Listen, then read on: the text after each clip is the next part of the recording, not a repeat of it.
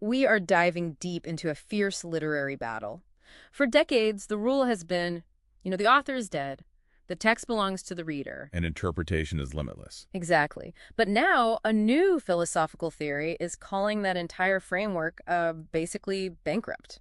And our source for this is Dr. Pramod Ambadasrao Pawar's work, The Theory of Transinterpretation. Right. He frames it as a trans-deconstructive intervention. It's designed to solve what he calls hermeneutic exhaustion. Which is just a great phrase. It's that feeling of being exhausted by endless contradictory interpretations. And the fragmentation of meaning that comes with it.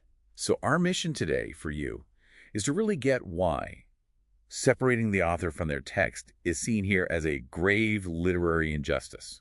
We need to learn this new unified framework. Okay, let's unpack the critique. Pawar argues that declaring the author dead created directional chaos, a kind of philosophical vacuum. Because it all operates on this plane of what he calls dualism with that capital D. The separation of creator and creation. Simple as that. And the consequence of that is severe. It leads to what he calls the irresponsible reader. What does that mean exactly? An irresponsible reader? It's someone whose reading is totally skewed by their own biocultural facts, their own biases. So it becomes an exaggeration of self at the expense of the creator's actual vision. It's all about my feelings, not the creator's intent.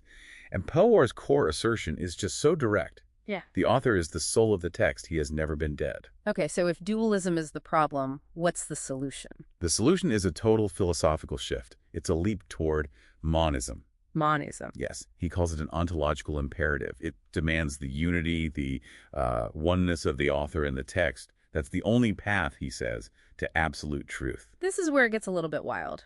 Pawar argues the written text itself is an incomplete manifestation. Right. We're only seeing 75% of the story. That's the manifested corpus, the words on the page. So the critical question for you, the listener, is what is in that missing 25%? That is the transintention, the missing quarter.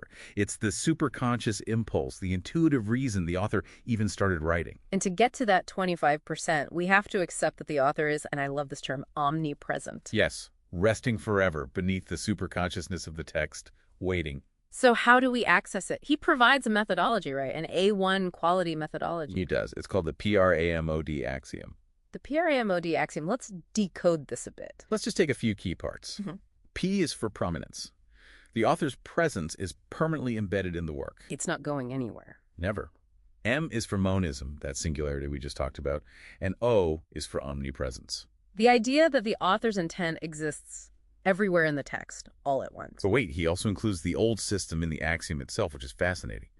D stands for dualism. The very thing he's rejected. Exactly. It's defined as the state of negation. He even has a formula for it, MT2. It's essentially saying that dualism is a philosophical dead end. It equals nothing. So the whole process isn't about interpreting, it's about re-experience. Re-experiencing the author's original creative impulse.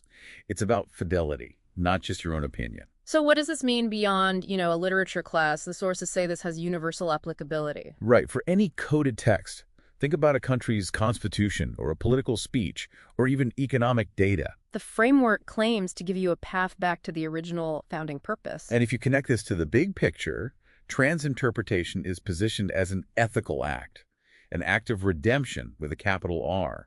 It's about moving from chaos to a singular monistic truth. The author is omnipresent. The text is reborn. So here's the final thought for you to explore.